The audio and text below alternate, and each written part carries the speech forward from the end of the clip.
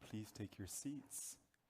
Merci à toutes et tous. Thank you very much for joining us today. Alors, un petit rappel, nous utilisons l'application Slido si vous voulez poser des questions. N'hésitez pas, je le rappellerai tout au long de la conférence, mais n'hésitez pas à les utiliser si vous voulez poser des questions directement à nos intervenants. Je présente mon panel très rapidement. Jean-Claude Joyeux, vous nous rejoignez ou vous nous rejoignerez dans un petit instant de Paris. Jean-Claude Joyeux, qui est le directeur du projet hydrogène liquide chez Air Liquide. Alors, juste pour la technique, je vous vois, mais on ne vous voit pas sur le grand écran. Donc peut-être que ça a changé dans une minute. J'ai aussi à mes côtés Peter Gerstel, your Director of Hydrogen Sales at Chart Industries. Pierre Jean-Tardy, vous êtes ingénieur en chef sur les projets hydrogène à Alpine. Vous venez de parler, on vous connaît déjà. Robin Lecor, lead hydrogène à Fives Cryogénique. Daniela Linder, you head the Department for Applied Hydrogen Technologies in the DLR Institute for Space Propulsion, yeah. Et enfin, Olivier Savin, vous êtes président de la Spirit Blue Aero entreprise. L'idée de cette table ronde, c'est se pencher, si vous voulez, si vous avez été là, c'est à la plénière de ce matin.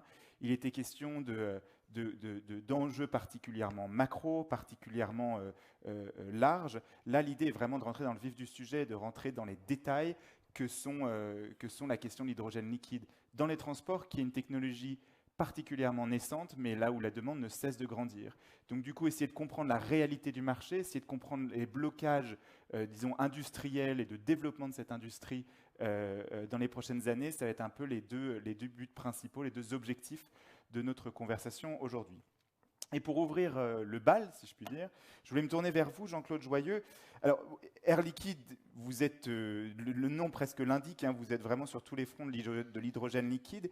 Est-ce qu'on peut aujourd'hui, plus que jamais, parler d'un changement de paradigme ou d'un début d'un nouveau paradigme dans la manière dont l'hydrogène liquide est utilisé et est abordé comme nouvelle source d'énergie pour les transports dans l'UE? Oui, bonjour à tous, j'espère que vous m'entendez bien. On vous entend très bien. Bon, super. Et merci pour m'avoir invité et pour pouvoir participer à cette table ronde. Donc, je vais vous donner une réponse un peu contrastée. Disons que effectivement, le marché de l'hydrogène reste aujourd'hui, l'hydrogène liquide, en tout cas, reste un marché de niche, hein, puisqu'on a finalement une très faible proportion de cet hydrogène qui est liquéfié. On parle généralement d'un chiffre qui est dans l'ordre de 0,3% de la production mondiale qui est liquéfiée. Et donc, c'est un marché extrêmement petit et c'est un marché nord-américain. Sur les environ, on va dire, 400 tonnes jour d'hydrogène qui sont liquéfiées dans le monde, il y en a plus de 300 qui sont faits sur le sol nord-américain. Et donc, c'est un marché effectivement très centralisé. Alors, il a évolué récemment. Il y a eu toute une série d'investissements qui ont été décidés dans les années 2017-2018, principalement aux États-Unis, mais aussi, un peu curieusement, en Corée du Sud. Et donc, les deux géographies aujourd'hui qui tirent le marché sont la Corée du Sud et les États-Unis, avec des chiffres importants, puisqu'ils s'est investi à peu près entre 100 et 150 tonnes jour dans chacun de ces deux pays. Donc, sur un total de 400, je vous laisse imaginer, le marché, on ne va pas dire qu'il a doublé, mais il a pris une phase très importante. Malheureusement, pas grand-chose en Europe. Hein. Il y a eu quelques annonces, mais finalement, on n'a pas eu d'investissement significatif au niveau industriel en Europe. Peut-être on peut considérer, puisque je pense qu'il y a mes camarades de l'INDE qui sont probablement dans la salle, qu'il y a eu l'investissement de l'EUNA en Allemagne, mais c'était un prolongement d'un investissement précédent. Mais les autres industriels n'ont pas bougé pour l'instant. Il y a eu des annonces, mais on n'a pas vu de pelleteuse sur le terrain encore récemment.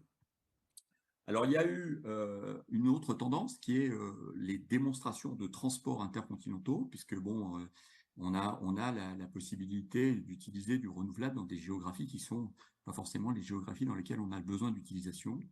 Et donc, à la suite du programme Frontières Suiso de Kawasaki Heavy Industries au Japon, on a des démonstrations qui sont en cours et des études qui sont en cours pour transporter de l'hydrogène liquide d'une géographie de production vers une géographie de transportation.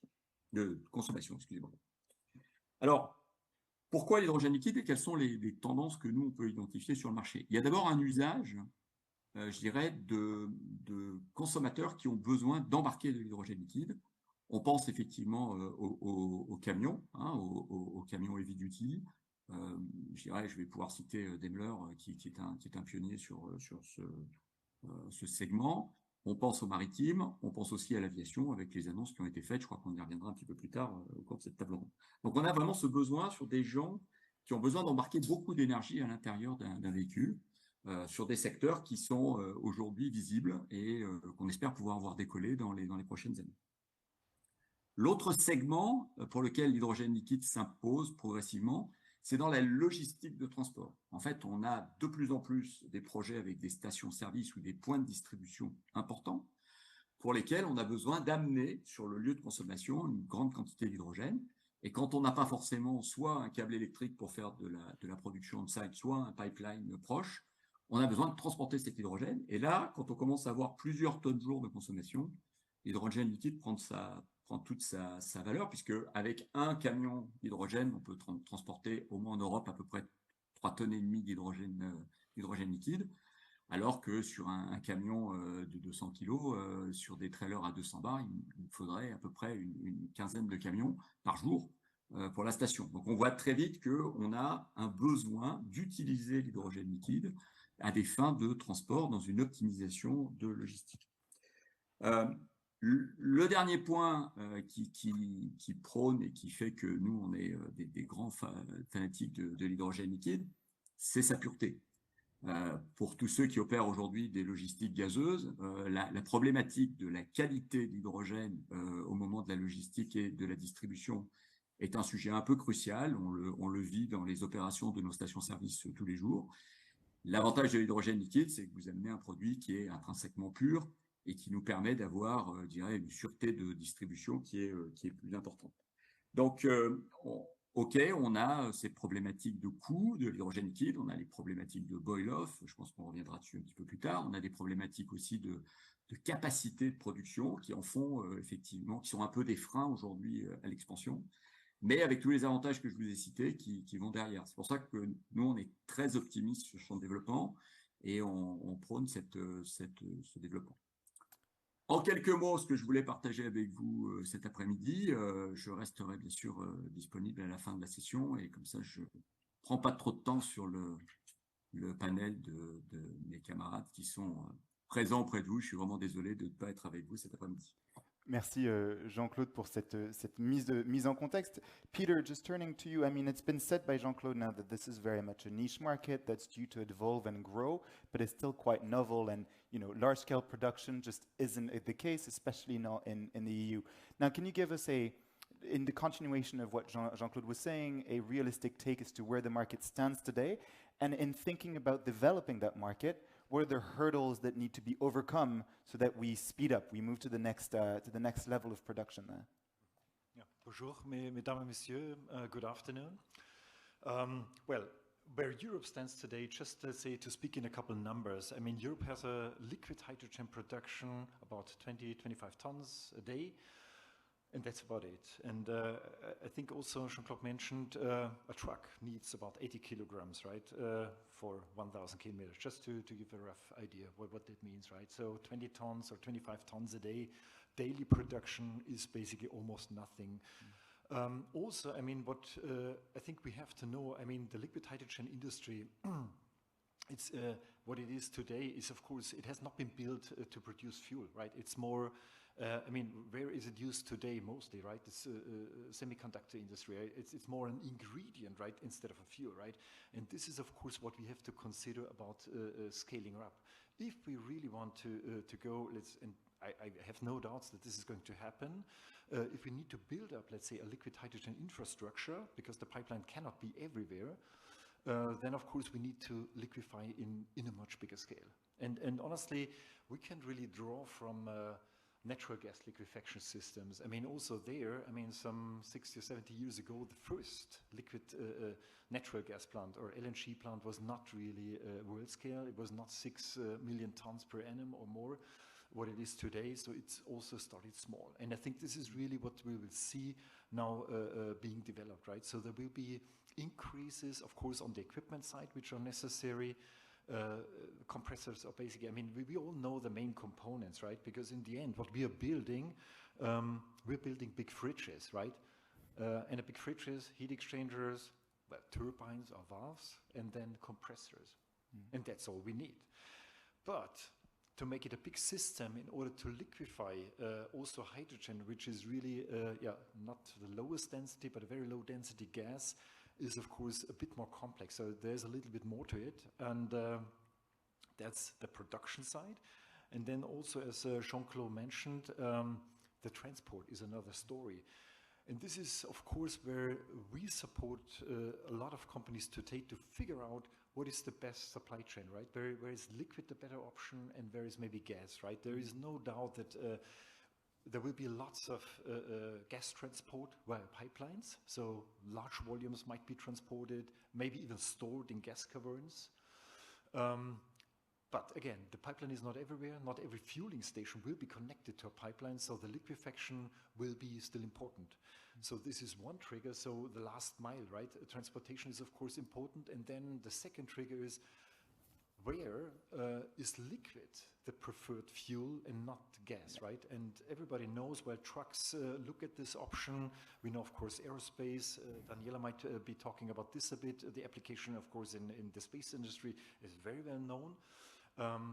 And then there are, of course, other applications. So today we don't know what will be the future aircraft. So will it use liquid, or is it maybe SAF? I think there is highly uncertainty about this.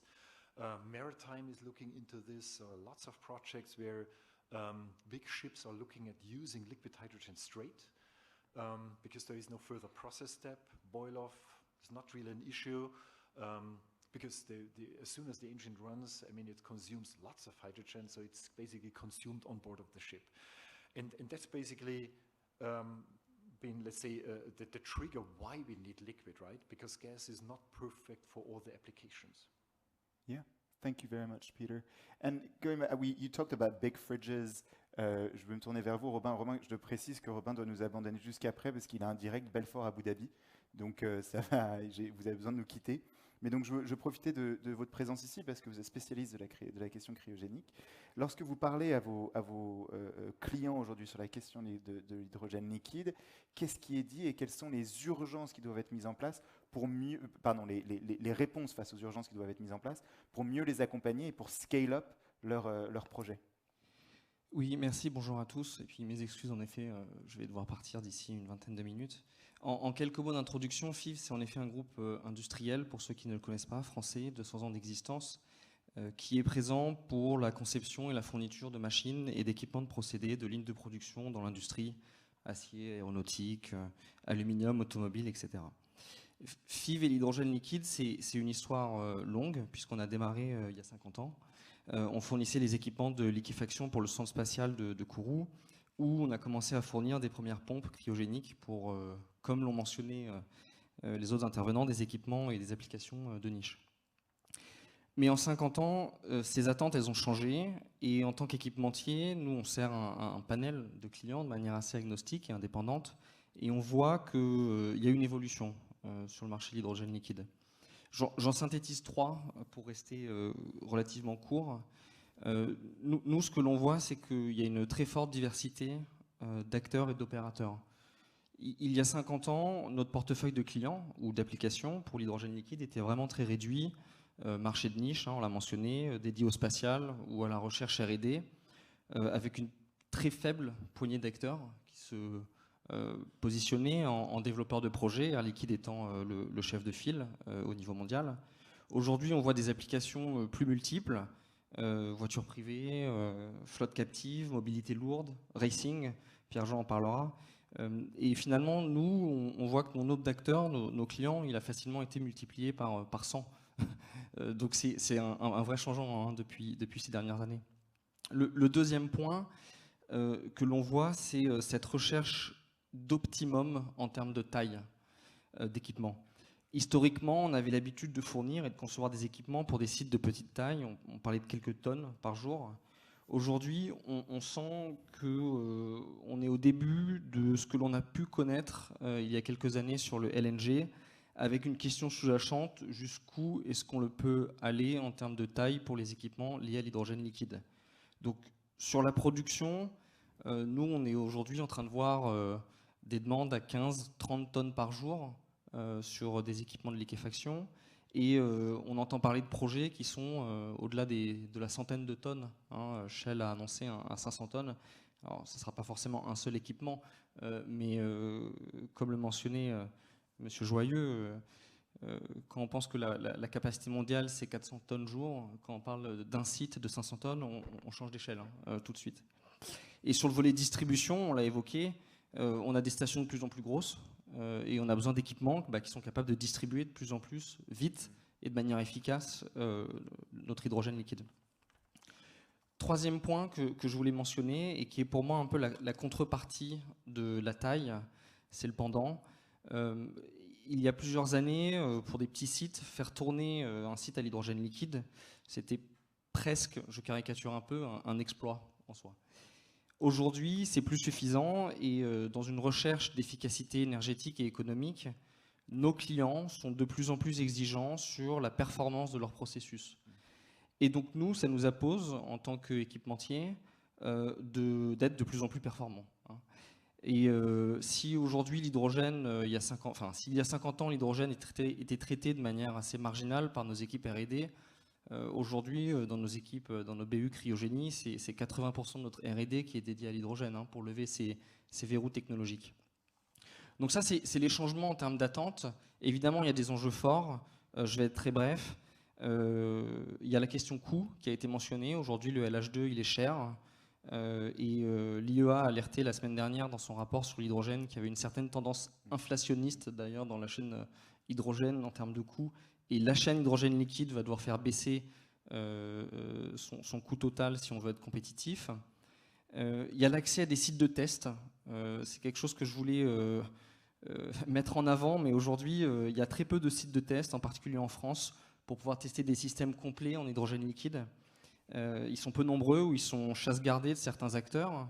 Et si on veut innover, on va nécessairement devoir avoir plus de sites ou accepter d'ouvrir ces sites pour que les systèmes soient de plus en plus performants.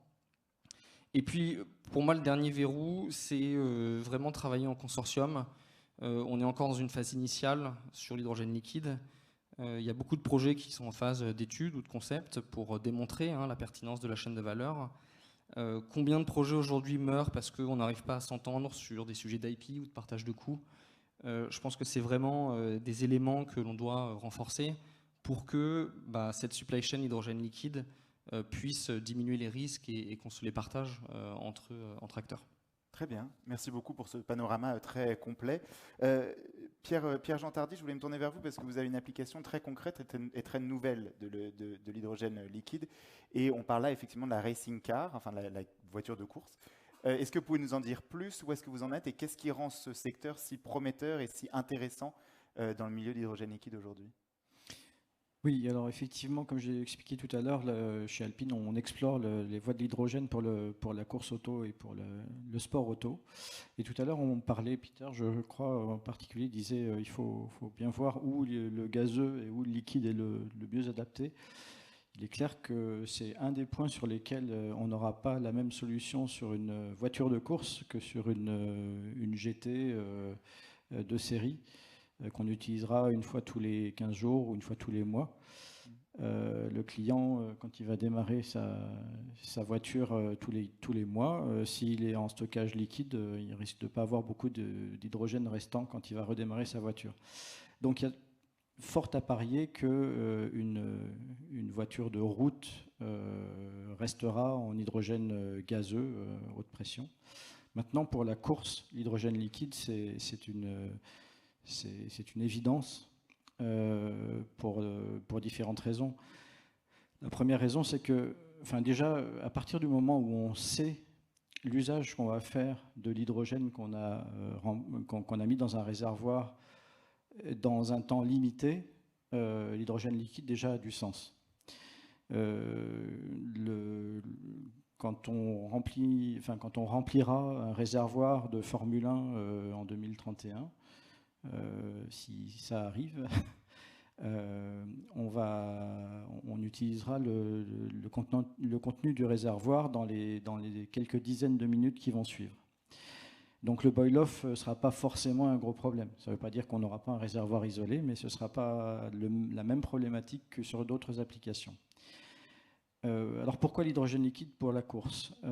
D'abord, il y a le gain en densité par rapport au stockage gazeux haute pression. Si on se compare à du stockage à 700 bars, en gazeux, on est à 40 grammes par litre. La phase liquide pure, elle est à un peu plus de 70 grammes par litre. Donc un réservoir qui contient du liquide et un ciel gazeux va être aux alentours de 60 grammes par litre. Ça veut dire qu'on a un gain de l'ordre de 50% en termes de densité de stockage. Le deuxième gros avantage, c'est qu'on peut penser à un réservoir d'hydrogène, enfin un réservoir d'hydrogène liquide va avoir une pression de stockage modérée. Hein, on peut parler de quelque chose entre 2 et 5 bars, à définir en fonction des systèmes. Et le fait d'être à pression modérée va avoir des gros avantages, notamment sur la structure qui va devoir contenir le combustible. Hein. On ne peut pas parler de carburant pour l'hydrogène, mais le combustible. Donc, le fait d'être à faible pression autorise d'une part d'avoir des structures moins importantes, moins épaisses. Donc, on a un rendement gravimétrique, c'est-à-dire le rendement gravimétrique, c'est ce qui définit la masse d'hydrogène stockée par rapport à la masse du contenant. Et donc, le rendement gravimétrique va être plus important avec de l'hydrogène liquide. Si on prend des chiffres, aujourd'hui, en hydrogène gazeux, sur du 700 bars, on est autour de 6%, plus ou moins 1%. En hydrogène liquide, si on prend des extrêmes, je crois que sur Ariane 6, il y a des très très grosses quantités, il n'y a pas beaucoup de problèmes de structure, mais bon, on atteint plus de 80%. Sur une application course, on pense pouvoir aller au-delà des 10%, ce qui représente quand même un gros gain de masse par rapport à un réservoir gazeux. L'autre avantage d'avoir une faible pression, c'est qu'on peut faire beaucoup plus facilement des formes complexes qu'en stockage gazeux à haute pression. Alors c'est vrai qu'il y a des études sur des réservoirs conformables en gazeux à haute pression, mais c'est quand même pas simple, alors qu'un réservoir hydrogène liquide sous pression modérée, on peut imaginer un réservoir qui soit beaucoup plus intégrable, et l'intégration est très importante pour une voiture de course. Donc on reste quand même, la physique est quand même intraitable, et on reste quand même sur des niveaux de densité qui sont très très faibles par rapport à de l'essence. Et ça pose un problème sur l'usage qu'on va faire de la quantité de fuel pour une course. Si je prends le cas de la Formule 1, une Formule 1 aujourd'hui utilise pour une course d'une durée de 1h30 à 2h environ 100 à 110 kg d'essence. En équivalent énergétique, 110 kg d'essence, ça représente 40 kg d'hydrogène. Alors on se dit c'est bien, c'est moins lourd, sauf que 40 kg d'hydrogène, même en hydrogène liquide, on est à plus de 500 litres de stockage. Ça ne rentre pas dans une Formule 1. Donc, dans le cadre de la Formule 1, si on veut conserver un format proche de la Formule 1 d'aujourd'hui, on va être obligé d'avoir du ravitaillement. Donc on peut envisager d'avoir un réservoir de l'ordre de 15 kg avec 2 ravitaillements pendant la course. Donc 3 relais avec donc 2 phases de ravitaillement. Alors ravitaillement, il pose d'autres challenges. Il y a des challenges déjà en termes de sécurité. Donc là, c'est des choses qu'il faut traiter de façon très sérieuse. Et des questions de temps aussi. Si on devait recharger un réservoir gazeux alors, format de la Formule 1, si on a un temps de ravitaillement qui dure plus que le temps d'un tour, autant rentrer chez soi. C'est-à-dire qu'il faut que le ravitaillement reste sur un temps limité. On peut parler, si on se projette en arrière, les ravitaillements, quand il y en avait encore en essence, étaient de l'ordre de la dizaine de secondes. Donc il faut viser un petit peu ce type de durée, on va dire 10 à 20 secondes. Pour recharger 15 kg d'hydrogène, ça commence à faire des débits très importants. Mais ce n'est pas des débits qui sont complètement...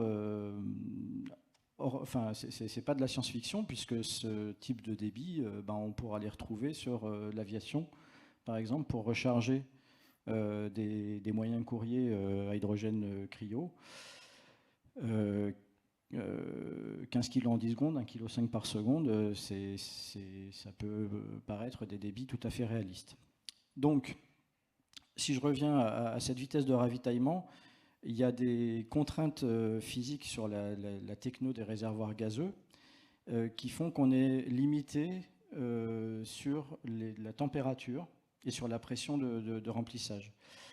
Le réservoir gazeux, on peut pas dépasser, on pourrait dépasser, mais globalement on est limité sur une plage de moins 40 à plus 85 degrés. Or quand on remplit, on va avoir tendance à réchauffer le gaz, et quand on vide le réservoir à l'utilisation, on va le refroidir. Donc ces limites, cette plage de moins 40 à plus 85 degrés, avec les débits qu'on va utiliser, non seulement ça va être difficile en roulage, mais en ravitaillement, on ne saura pas faire des ravitaillements dans des durées aussi faibles. Donc la vitesse de ravitaillement en hydrogène liquide, elle est limitée finalement principalement par le débit de la pompe de ravitaillement. Bref, si je résume, on a un gain en densité, en rendement gravimétrique, en rendement volumétrique, en intégration, en temps de ravitaillement, et enfin, on peut dire qu'en termes de sécurité, en cas de crash, il y a un risque que présente l'hydrogène gazeux que l'hydrogène liquide présente beaucoup moins, c'est le risque d'explosion, le risque de blast qu'il y a sur un réservoir à 700 bars. Et donc, en course auto, ça fait partie des choses très importantes de protéger la vie du pilote quand on peut, des commissaires et du public. Donc, tous les arguments vont en faveur de l'hydrogène liquide pour la course auto. Très bien, merci Pierre-Jean pour ce commentaire si concret. Juste avant de me tourner vers Daniela, je vous invite toujours à poser des questions. Le Slido, le QR code va apparaître dans une seconde. N'hésitez pas à envoyer vos questions pour intervenir dans quelques minutes. Daniela, turning to you, you bring to this panel the European side and the European conversation on top of being a specialist when it comes to the spatial sector. Now, can you give us a sense of where Germany stands when it comes to liquid hydrogen in the context of transports, including aerospatial? And what's interesting to me as well is trying to understand whether the government and public authorities, the extent to which they're willing to support these new infrastructures, and what they're doing to make this a reality. Yes, bonjour à tous. In Germany, hydrogen is supported quite on a high level. It's comparable to France. But in the field of liquid hydrogen, I think many things are neglected by the governments. They are aware that there are sectors where liquid hydrogen is needed, yes, and there are several programs for fundings, etc., are existing. For example, quite much support is there for the aircraft sector to decarbonize this sector. But I think in the field of liquid hydrogen as media, which needs infrastructure, which needs components, which needs liquefying technologies, for example, they are not aware that even more in a basic research should be also invested, because we are always talking, of course, about efficiency losses for hydrogen production, for liquid hydrogen production, for e-fuels production, and so on. And from my point of view, perhaps it's quite early in this stage, but we need to start thinking about also to optimize the liquid hydrogen sector. Currently, mainly the big companies are working within this field. They have to invest for their products, for example, Air Liquide for its liquefying plants, etc. But I think there can be done much more. What is in Germany currently going on in liquid hydrogen? It's, as I said, there's a lot of work done for the aircraft sector, and the government is supporting their in national programs, the LUFO, Luftfahrtforschungsprogramm, for example. There's quite a lot of actions. I'm not aware very well what's with the heavy-duty traffic. I know that Daimler, for example, is investing a lot to demonstrate liquid hydrogen in trucks. I guess there are perhaps also been some fundings, but it's not like this that there is a national big program to bring liquid hydrogen in the heavy vehicle sector, for example. And focusing on the sector that you know best, which is the aerospace world, Yeah. how do you see this liquid hydrogen usage develop over time, and how is this growing and developing? I think we have there are so many open questions. We try to make technology transfer, for example, from the space sector to aircraft sector, to bring all the experts together. But the aircraft sector is very special, of course, because you have so high requirements to fulfill for safety reasons. Then to bring products on the market where there's no baseline in terms of norms and directives. There is still a lot of work to do, and they are starting very in the we are currently at the beginning of the development for liquid hydrogen infrastructures in planes, for example, because everything has to be rethought. The pipes, the components, products, everything has to be redesigned in order to fulfill the requirements, weight, safety issues, etc., long life cycles, many different load cycles, many load cycles in one lifetime. This is completely different to, for example, the space applications. And we can learn a lot from the space applications.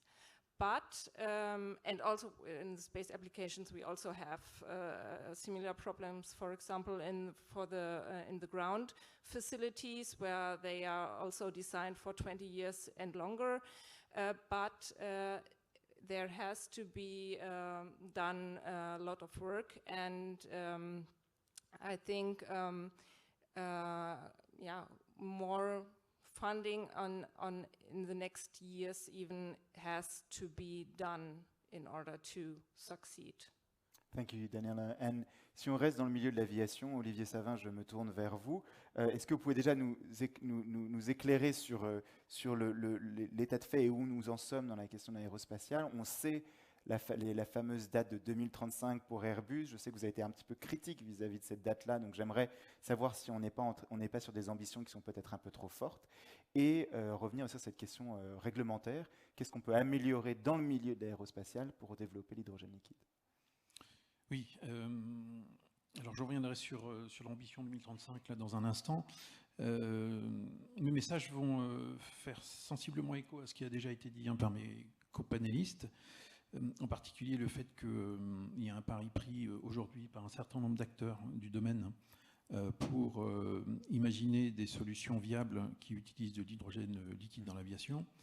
Et de fait, la molécule elle-même est séduisante. Hein. C'est une alternative séduisante au kérosène pour continuer à assurer une croissance long terme de l'aviation. Les chiffres ont été donnés par Pierre-Jean. L'énergie volumique est 2 fois celle de l'hydrogène stocké sous forme gazeuse, 700 bars, mais malgré tout reste 3 fois moins importante que l'énergie contenue par unité de volume dans le fuel, dans le kérosène. Donc, le premier message, c'est qu'il va falloir éduquer l'opinion publique et les utilisateurs de l'aviation de transport pour leur expliquer que les performances d'un avion à hydrogène vont être dégradées par rapport à ce qu'ils ont l'habitude de voir. Donc là, il y a un gros effort de pédagogie à faire de la part des acteurs de l'écosystème pour indiquer au grand public que L'avion hydrogène et hydrogène liquide aura des vertus qu'on connaît sur l'empreinte environnementale, mais aura des désavantages en termes de performance. Voilà, il va falloir s'en accommoder. Donc, parmi les différents projets qui ont vu le jour, on a cité à plusieurs reprises Airbus, qui est le plus emblématique d'entre eux. L'ambition d'Airbus, c'est de développer le premier avion commercial du monde d'ici 2035. Alors, c'est un point de mire, ça a le mérite d'être une ambition affichée. Effectivement, nous, dans l'écosystème aéronautique, on a du mal à concevoir que cet objectif puisse être rempli à cet horizon-là, et on imagine plutôt 2040 plus. Donc Airbus a lancé un développement d'envergure, c'est le programme de R&D qui s'appelle 0E, qui a été annoncé en grande pompe en 2020, et qui se destine à explorer une variété de configurations et d'options technologiques qui toutes utilisent l'hydrogène liquide. Tantôt dans des turboréacteurs, tantôt dans des turbopropulseurs pour des avions de gamme transport régional, et puis une aile volante, un concept innovant. Des travaux importants de développement ont déjà débuté, ça c'est important de le souligner, avec des investissements majeurs, en particulier sur la question du stockage cryogénique, avec des centres de développement dédiés qui ont été montés à Nantes en France et à Brême en Allemagne, et aussi des études intéressantes sur les traînées de condensation. Assurer la combustion d'hydrogène dans une chambre de combustion, d'un turboréacteur par exemple, c'est bien. Ça présente un certain nombre d'avantages. Il y a un inconvénient, c'est que ça produit beaucoup de vapeur d'eau. Et la vapeur d'eau, on le sait, c'est un puissant gaz à effet de serre. Donc il ne faudrait pas retrouver les problématiques et les critiques auxquelles sont exposées l'aviation aujourd'hui sur les gaz à effet de serre. Des démonstrations sont en cours avec l'utilisation d'un A380, ni plus ni moins, pour tester ces technologies en 2025. Il y a d'autres acteurs qui ont aussi engagé des développements sur l'hydrogène liquide. Du côté de l'Allemagne en particulier, une nouvelle assez séduisante, c'est celle du premier avion léger, 4 places, qui a volé en début septembre, il y a à peine un mois, sur la base d'une propulsion assurée par de l'hydrogène liquide. Donc la molécule est séduisante, certes, mais on a commencé à l'évoquer, il y a malheureusement le problème du contenant. La molécule, c'est le contenu, le contenant, et la manipulation de l'hydrogène reste un vrai souci. Et on l'a souligné, hein, c'est en lien avec la très faible température de stockage qui requiert les conditions cryogéniques et qui impose une isolation thermique importante pour minimiser l'évaporation, et donc qui entraîne un poids supplémentaire au système de stockage à proprement parler. Et ça, c'est pas bénin, parce que ce poids supplémentaire, il va dépendre du type de mission. On comprend qu'un avion qui réside sur un parking à 40 degrés, à Dubaï, pendant 3 heures, eh ben, le boil-off, malheureusement, va être favorisé. Donc on ne se retrouve pas du tout dans le régime qui est plus ou moins sous maîtrise aujourd'hui, qui est celui de l'utilisation de l'hydrogène liquide pour les lanceurs spatiaux, parce que l'hydrogène liquide dans les lanceurs spatiaux, il est injecté dans les réservoirs quelques secondes avant le lancement. Et donc il ne réside que très peu dans son enveloppe, et il y a du boil-off, mais on passe outre et on arrive à faire la bonne utilisation souhaitée de l'hydrogène liquide. Sur un avion, il y a des temps de résidence au sol qui vont exiger que l'isolation thermique et la gestion thermique en général soient optimisées. La manipulation de l'hydrogène liquide requiert d'être extrêmement précautionneux, hein, on le sait tous. C'est une molécule très capricieuse, très difficile à manipuler, qui fait aujourd'hui l'objet d'un ensemble de règles et de procédures, qui exige par exemple une formation pointue des personnels, la nécessité de porter des équipements de protection individuelle. Et ça, évidemment, ça ne facilite pas le déploiement universel de ces technologies. dans le cadre de l'aéronautique, il y a un effet aussi qui est déterminant pour maintenir un niveau de sécurité satisfaisant, c'est l'effet du gel, c'est-à-dire l'effet de la très basse température de ces systèmes de stockage sur l'environnement immédiat. Par exemple, ça entraîne des mauvais fonctionnements des vannes, des capteurs, de tous les équipements qui viennent entourer la gestion du système de stockage. Ça a aussi malheureusement comme effet de liquéfier l'air avoisinant. Et un air liquide présente une caractéristique, c'est que les températures de liquéfaction de l'oxygène et de l'azote ne sont pas les mêmes. Je la fais courte. Si on liquéfie de l'air au voisinage d'un stockage d'hydrogène, eh bien on produit une concentration locale d'oxygène plus importante. Donc on augmente les risques en fait, liés à la rencontre possible entre l'hydrogène et l'oxygène. On connaît tous l'effet de l'hydrogène sur les métaux et leur fragilisation. Manque de bol pour nous, manque de chance pour nous. Les métaux les plus susceptibles à l'embrittlement, à la fragilisation, sont ceux qui sont communément utilisés dans l'aviation. Donc un nouvel avion susceptible de porter des technologies hydrogène va aussi devoir faire l'objet de choix de matériaux particuliers.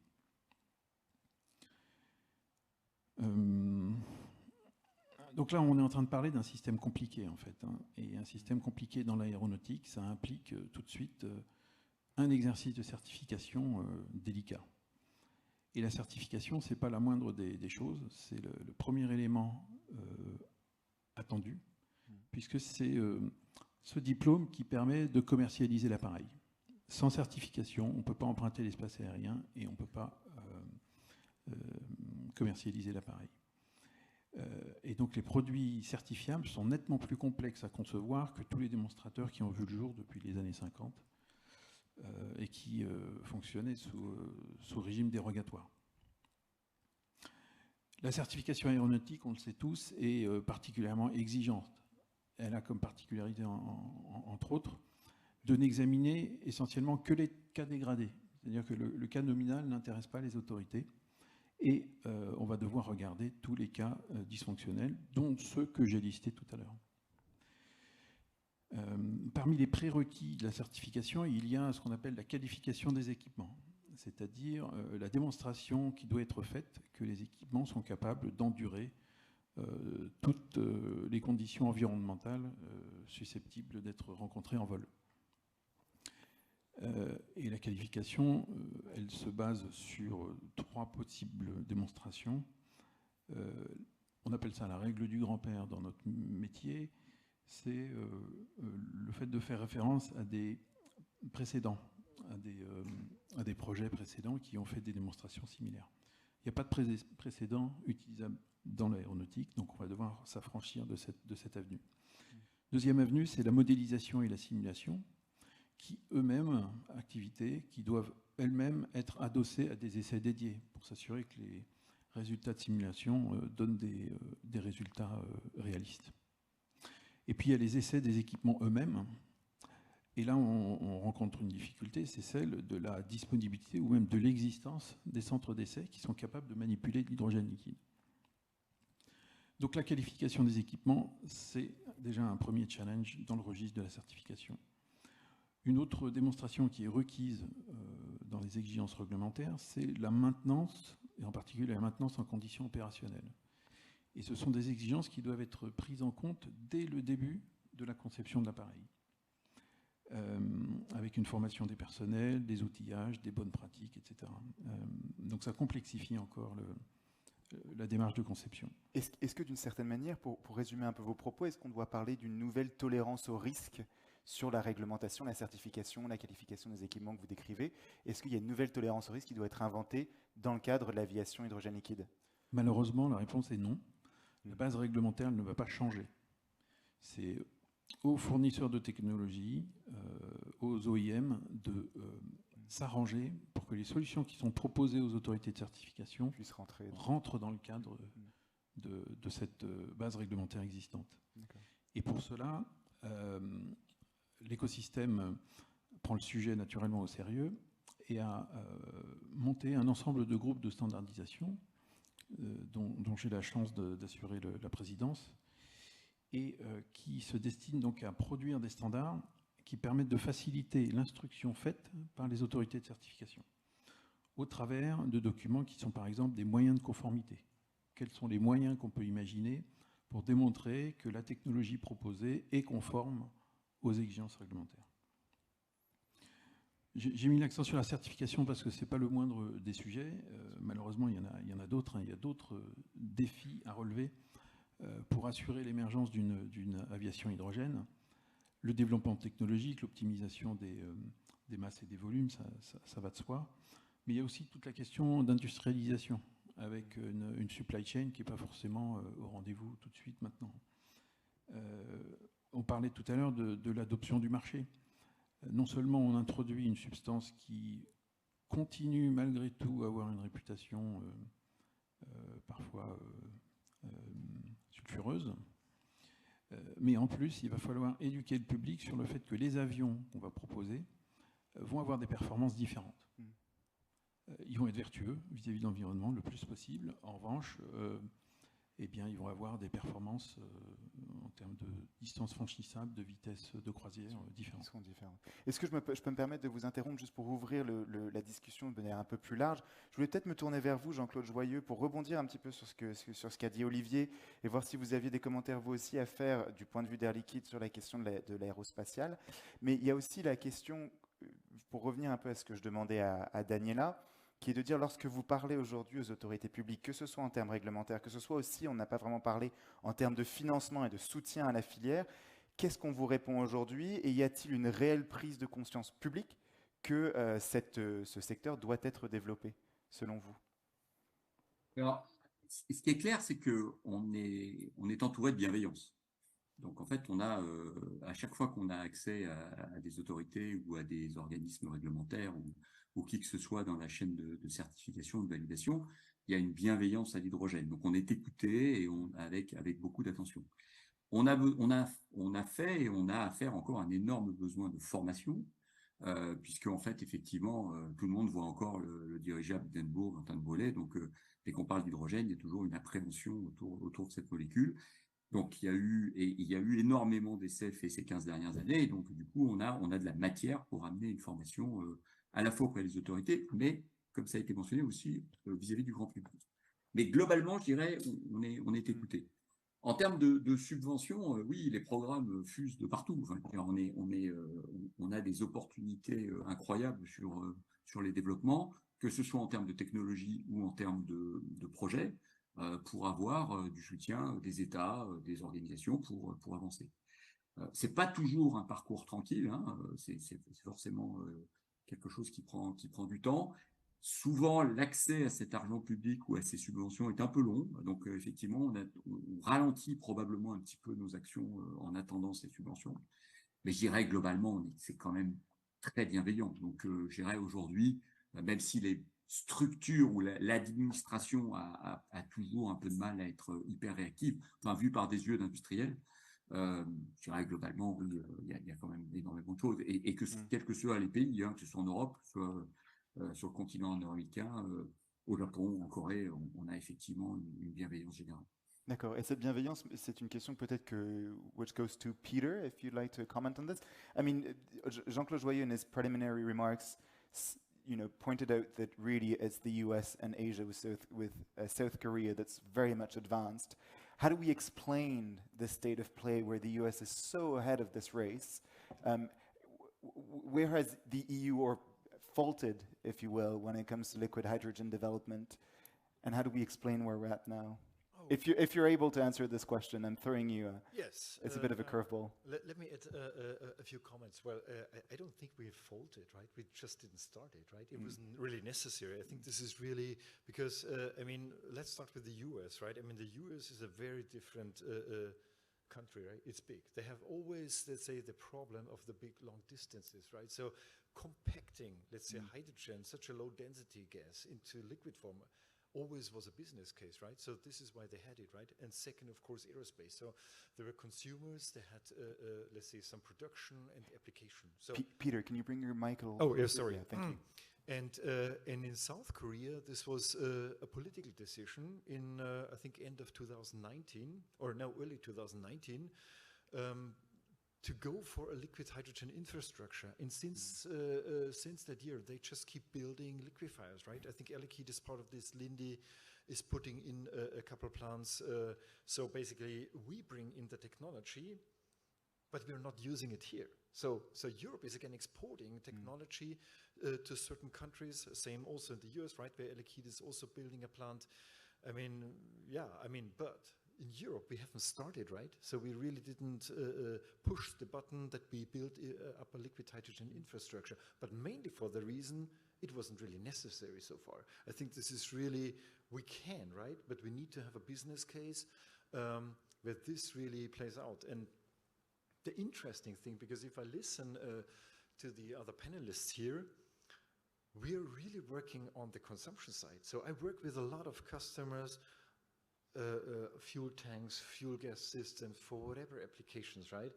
So we develop technology before we actually build up the supply chain. So maybe we start working on the wrong end. So this is a little bit my maybe criticism which I allow here.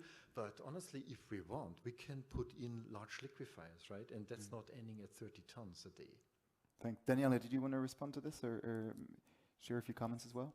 Yeah, first comment to the South Korea aspect. It's for me as well very interesting, and I'm astounded, but they are pushing so much money into the liquid hydrogen market. They even erect a complete university which when they will do research in the field of liquid hydrogen. Something here is completely missing in Europe. That's astonishing. And yes, the other comment I have is, yes, that's true. We don't have had by now the need to have a deeper look, for example, on supply chain on liquid hydrogen. Currently, all the liquid hydrogen supply is going on the road. And that's not optimal. From my point of view, we should have more flexibility in the kind of delivery or production of liquid hydrogen. Decentralized solutions might be a good thing to think about. Smaller liquefiers which can produce locally, for example. We on the DLR site where I'm working at, we really wanted to buy a small liquefier because we have a high liquid hydrogen consumption on site. 2019 was a year when there came no liquid hydrogen to us because the big facility broke down. There was something with a compressor, and it was a big mess because we had a big campaign. We needed so many tons of liquid hydrogen, and since that day we somehow tried to get funding or a solution to liquefy on our own site, because we have also erected an electrolyzer on site. A second one is under erection now. And I think this might be also, if we run up the liquid hydrogen consumption in some certain sectors, heavy duty, for example, and in the aircraft sector, then we should also rethink about this transport topics, for example. Yeah. Thank you, Daniela. Looking at the questions, pardon, en français, en regardant le Q&A, j'ai une question pour Pierre-Jean. Ne craignez-vous pas, donc en référence à ce dont vous parliez de l'hydrogène liquide dans les voitures de course, ne craignez-vous pas le risque d'une perte d'isolation en cas d'accident? Est-ce que c'est un problème qui se pose? C'est forcément un problème qu'il faut adresser en termes d'analyse de sécurité. C'est... Comment dire, ça peut être effectivement un problème, mais on doit gérer dans ce cas-là. Enfin, c'est un problème d'ailleurs qui a déjà été adressé, si mes souvenirs sont bons, par à la fois Ineris et Ariane Group sur ce type d'études. Et donc, ce sont des risques qui peuvent être maîtrisés. D'accord. Et que vous arrivez à maîtriser dans le travail que vous faites. Oui, alors nous, pour l'instant, le travail, on n'a pas de matériel, hein. Oui. Ce sont des projets, et on est en phase de pré-étude, de concept, et donc on n'a pas encore de matériel et de tests réalisés. Bien sûr. Et j'ai une autre question de mon confrère Paul Messade, qui est une question d'ingénieur à ingénieur. Quel est le ratio entre l'énergie nécessaire pour maintenir l'isolation thermique et l'énergie finalement produite? Alors ça, je la laisse à qui veut la prendre. Allez, Allez-y, je vous en prie. Alors, je prenais le micro, je vous le laisse. Allez-y, on a peut-être la même réponse, hein, je vous en prie. Elle est très faible, elle est négligeable. Je veux dire, l'énergie dont on a besoin pour liquéfier l'hydrogène, qui aujourd'hui, on va dire, qui est dans un ratio de 10 à 15 kWh par kilo de liquéfaction pure, hein, sans la production d'hydrogène. Je pense que pour l'isolation sous vide d'un réservoir comme celui-là, elle est complètement négligeable. C'est pas la question. L'avantage de l'hydrogène dans ce genre de situation, c'est que il est extrêmement volatile. Il a qu'une envie, c'est effectivement de repasser à l'état gazeux. Et donc très vite, les soupapes vont évacuer la plupart des surpressions. Et donc le risque est relativement faible d'avoir un incident avec de l'hydrogène liquide. Ce qui est pas forcément le cas si vous avez un accident mécanique avec un réservoir gazeux à 700 bars. Voilà, vous pouvez avoir l'éclatement du réservoir, même si les tests qui ont été faits, en particulier sur les voitures aujourd'hui à l'hydrogène, sont extrêmement sévères et on peut toujours avoir un incident industriel. Mais je dirais globalement, les normes ont été extrêmement sévères sur ce type d'équipement. Olivier Savin, vous avez la même réponse? Pas mieux. Très bien. Écoutez, je crois qu'il n'y a pas d'autres questions et nous sommes à 3 minutes de la fin, donc je vous propose de mettre fin à ce débat dès maintenant. Merci infiniment pour toutes vos réponses. Merci pour votre participation. Merci Jean-Claude de nous avoir rejoints de Paris. Merci beaucoup. Et je vous invite à rester pour la prochaine table ronde qui s'appelle « Peut-on produire de l'hydrogène low cost ?», qui aura lieu dans quelques minutes ici. Donc restez bien à vos places.